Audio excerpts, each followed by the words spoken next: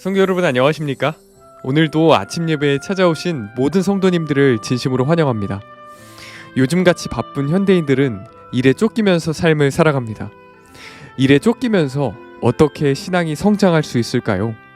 오늘 말씀은 정말 중요한 말씀입니다. 반드시 들어보시길 바랍니다. 이제 기도하겠습니다. 하늘에 계신 아버지, 오늘도 아침 예배로 하루를 시작할 수 있도록 인도해 주셔서 감사합니다. 오늘 말씀을 우리에게 주시는 성령의 음성으로 듣고 말씀대로 살아갈 수 있도록 인도하여 주시옵소서. 또한 우리의 양심을 씻어 주셔서 하늘에 합당한 마음으로 오늘 하루 살게 하여 주시옵소서. 오늘도 목사님을 통해서 권면의 말씀을 들을 때 겸손한 마음으로 말씀을 붙잡을 수 있도록 인도하여 주시옵시고, 성령과 진리로 드리는 예배가 될 수 있도록 성령 하나님께서 주관하여 주시옵소서. 예수님의 이름으로 기도드립니다. 아멘. 오늘 저희가 함께 묵상할 제목은 부지런히 일하며 묵상함입니다. 이제 목사님께서 교제를 통해서 권면의 말씀을 전해주시겠습니다. 안녕하십니까 성도 여러분. 우리가 세상을 살면서 일에 쫓기게 되죠. 우리가 일에 쫓기면서 신앙이 성장할 수 있을까 하는 문제를 오늘 나누도록 하겠습니다. 아주 실제적인 문제죠. 우리가 일을 열심히 하게 됩니다.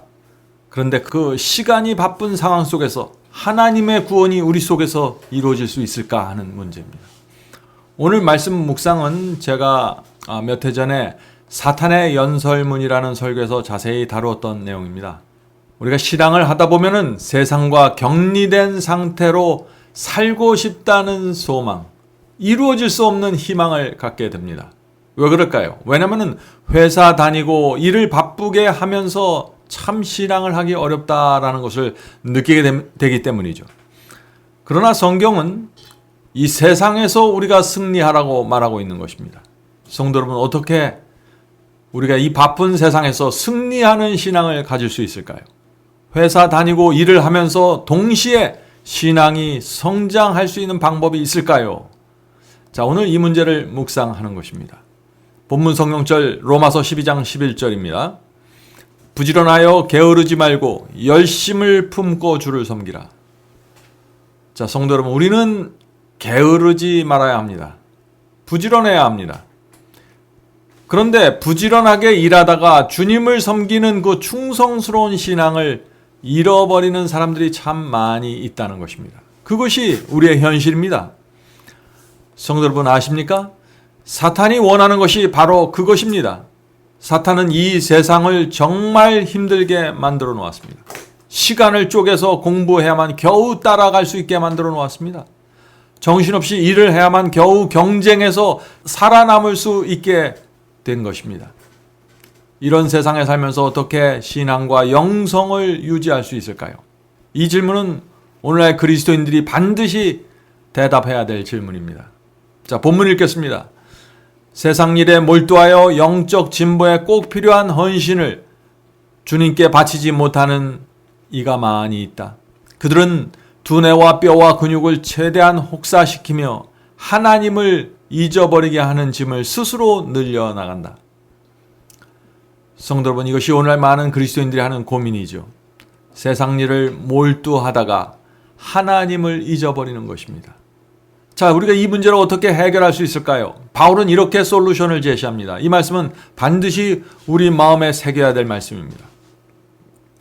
디모데전서 6장 6절부터 10절 한 절씩 읽으면서 살피겠습니다. 자족하는 마음이 있으면 경건이 큰 유익이 되느니라. 자, 자족이 무엇입니까? 자족은 하나님께 주신 것에 만족하는 마음이죠.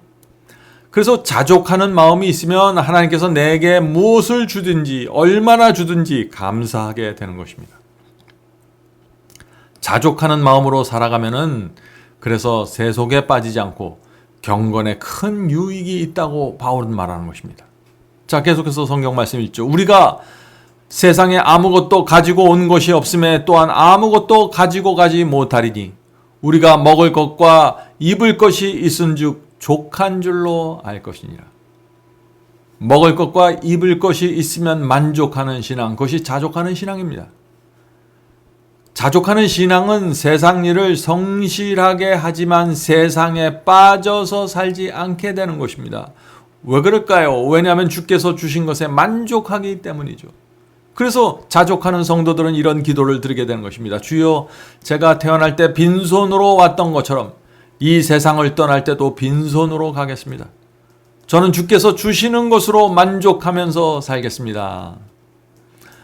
성도 여러분, 모든 것은 주께서 오실 때 불타버립니다. 우리는 빈손으로 하늘 가는 것입니다. 이것이 진리입니다.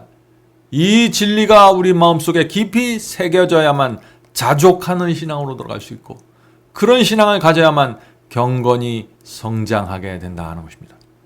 자, 그런데 만약 우리가 하나님께서 주신 것에 대해서 자족하는 마음이 없으면 어떻게 될까요?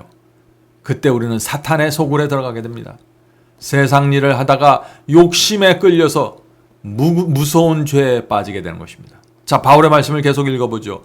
부하려 하는 자들은 시험과 올무와 여러 가지 어리석고 해로운 정욕에 떨어지나니. 자, 무슨 뜻인가요? 주께서 주신 것에 만족하지 않고 그것 이상으로 부해지려고 애쓰려고 하면 자꾸 온갖 시험을 만나게 된다는 것입니다. 이런 사람들의 운명이 어떻게 된다고 했습니까? 자, 바울의 말씀을 읽어보죠. 곧 사람으로 침륜과 멸망에 빠지게 하는 것이라. 돈을 사랑함이 일만하게 뿌리가 되나니 이것을 사모하는 자들이 미혹을 받아 믿음에서 떠나 많은 근심으로써 자기를 찔러도다. 자, 성도 여러분, 바울은 무엇이 일만하게 뿌리라고 했습니까? 돈입니까? 아닙니다. 돈을 사랑하는 마음입니다. 돈을 버는 것은 문제가 없죠. 돈을 사랑하는 것이 문제입니다. 돈을 사랑하면 일만악이 찾아온다는 것입니다. 자, 1만 가지 악이 나를 찾아오면 어떻게 될까요? 믿음을 잃어버리고 세상 일에 빠져서 근심하면서 살게 된다는 것입니다. 성도 여러분, 우리 앞에 두 길이 있습니다. 한쪽에는 주께서 주신 것에 만족하는 신앙입니다. 자족하는 신앙입니다. 그런 사람들은 신앙이 크게 성장하게 될 것입니다. 다른 쪽에는 세상 일을 열심히 하다가 욕심에 빠져서 돈을 쫓아다니게 된다는 것입니다. 자족하지 못하기 때문에 돈을 쫓아다니게 되는 것이죠. 그런 사람들은 믿음을 잃어버리고 근심 속에서 살다가 멸망당하는 것입니다. 이것이 바울의 말씀입니다. 정말 슬프고 참담한 인생이죠. 성도 여러분, 사탄이 어떤 사람을 집중해서 공격할까요? 자족하지 못하는 사람들입니다. 하나님께서 주신 것에 만족하지 못하는 사람들은 사탄의 공격 목표가 되는 것입니다. 여러분 아십니까? 우리가 하나님께서 주신 것에 만족하지 못하면 사탄에게 엄청난 공격을 받는 것입니다. 계속해서 본문 읽겠습니다. 그들은 신체적 능력만큼 영적 능력을 발휘하지 않는다. 그들은 날마다 하늘의 부에 대해 점점 더 가난해져 손해를 보는 축에 쓴다. 또 나태하고 자신들을 기쁘게 하는데 힘을 써버리고 혀를 놀려대고 근육을 사용하지 않고 녹슬게 하여 손실을 당하는 사람들이 있다. 자, 세상 일에 빠져서 돈을 쫓아다니면 어떻게 된다고 했습니까? 자기를 기쁘게 하는 일에 모든 힘을 다 써버린다고 했습니다. 그래서 영적인 능력을 개발하지 못하고 하나님을 위한 그 시간을 내지 못하는 것입니다. 성도 여러분, 욕심에 빠지면은요, 세상 일 하는데 우리 시간을 다 빼앗기게 됩니다. 만일 우리가 욕심의 마음을 뺏겨버리면은 진리를 올바로 이해하고 교회에 다닌다고 할지라도 성장하지 못하게 됩니다. 왜냐하면 시간을 우리가 욕심을 채우는 일에 다 써버리기 때문이죠. 시간에 쫓겨서 살아가면은 하늘로부터 내려오는 생명을 받지 못하게 됩니다. 그렇게 되면은 마음과 생애가 불신자와 별다른 차이가 없게 되는 것입니다. 오늘날 이 마지막 시대의 교회가 세속화되는 이유가 여기에 있는 것입니다. 성도 여러분, 사탄은 우리 앞에 돈을 던져줍니다. 그래서 돈을 좋아하는 사람은 돈 버는 일에 바쁘게 되는 것입니다. 명예를 좋아하는 사람은 명예를 쫓아다니는 일에 모든 시간을 다 쓰게 되는 것입니다. 그래서 돈을 많이 쓰게 만들고 많이 지출하게 만들어서 또 빚을 많이 지게 만들어서 밤낮으로 일하게 만드는 것입니다. 이것이 사탄의 우리의 욕심을 통해서 무너뜨리는 전략입니다. 우리는 사탄이 마지막 시대 사람들을 어떻게 멸망으로 이끌어가는지 잘 보아야 하는 것입니다.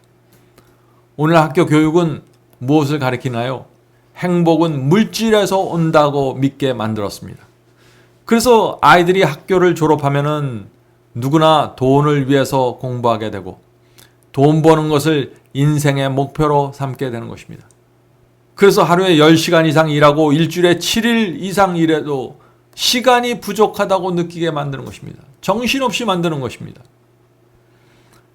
사탄은 우리가 영성과 신앙을 위하여 따로 시간을 구별하고 만들어낼 수 없을 정도로 정신없이 이 세상 사람들을 몰아치고 있는 것입니다. 이 사탄의 전략과 공격에서 벗어나는 사람들이 라오디게아 교회에서 빠져나오게 될 것입니다. 자, 본문 읽겠습니다. 그들은 활동하지 않아서 기회를 낭비하고 있다. 그리하여 하나님께 영광을 돌리지 못한다. 모든 사람은 우리가 사는 이 세상에서 해야 할 일이 있다. 주께서 오신다. 우리의 기다림은 무료한 고대가 아니라 가만히 앉아서 기다리는 것이 아니라 부지런한 기다림이어야 한다. 성도 여러분, 우리는 이 세상에서 반드시 해야 할 일이 있는 것입니다. 우리는 어떻게 해서든지 신앙을 향상시킬 수 있는 시간을 만들어내야 하며 주께서 오실 때까지 주의 사업을 진전시키고 영혼들을 구하고 복음을 나누고 이런 영적인 일에 반드시 우리가 해야 할 목이 있다는 사실을 이해해야 하는 것입니다. 우리의 삶에서 하나님께 영광 돌리는 시간을 만들어내야 하는 것입니다. 세상 일에 쫓기다가 인생을 마치는 것은 너무나 허무하고 슬픈 일이 아닙니까? 성도 여러분, 사탄은 지금 어떤 작전을 사용하고 있을까요? 한마디로 말해서 사탄은 요한계시록 12장에 나오는 이 마지막 성도들이 나오지 못하게 막는 일에 전력을 다하고 있습니다.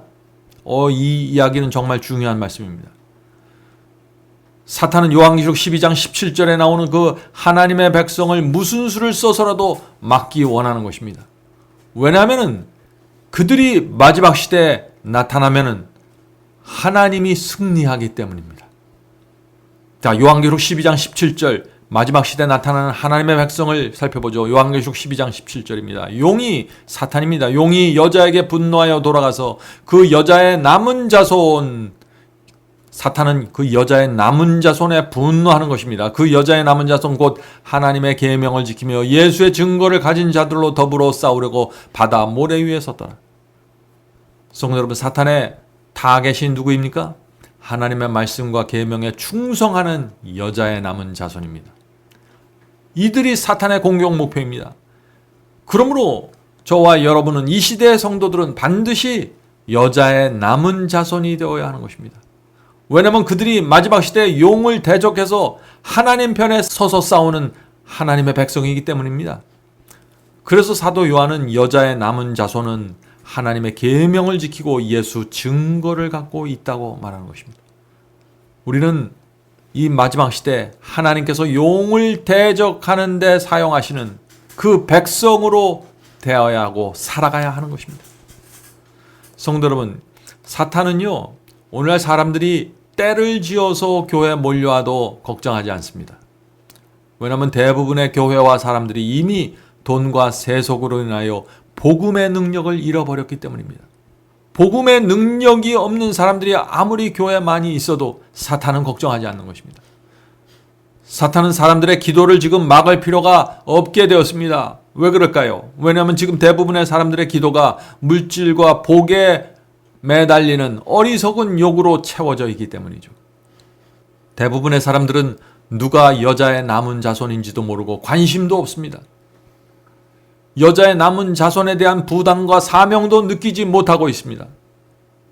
성도 여러분, 시간을 내서 요한계시록을 공부하셔야 합니다. 예언의 빛이 없으면 뜨뜻 미지근하게 살다가 암흑 속에서 길을 잃어버리기 때문입니다.